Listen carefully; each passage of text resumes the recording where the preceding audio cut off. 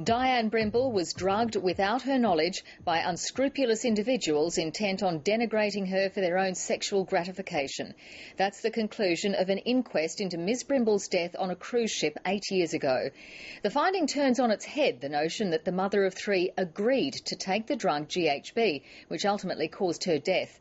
Fellow passenger Mark Wilhelm pleaded guilty to supplying the GHB, but a manslaughter charge against him was dropped. Here's ABC court reporter Carl Herr. With the release of the inquest findings, Diane Brimble's ex-husband and former partner believe that someone has finally got it right. The family always believed that Diane was not anything more than the mother and the friend and the sister that she was to her family, friends and every other individual that met her during her life.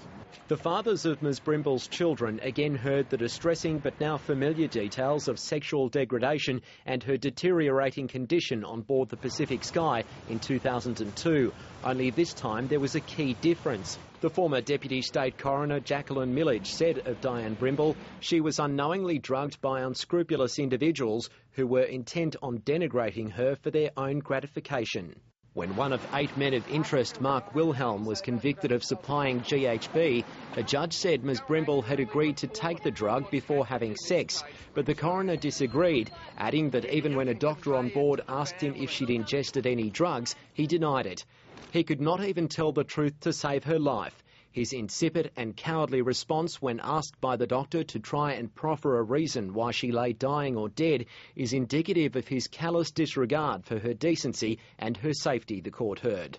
He's got to live with that for the rest of his life, no matter what he does or where he goes. 2 other men, Laterio Silvestri and Ryan Kuchel, were convicted of concealing the drug offence.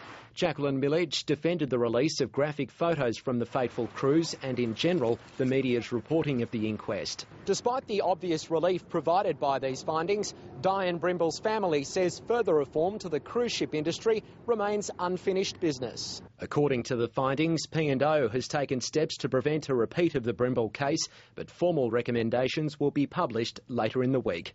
Carl Herr, ABC News, Sydney.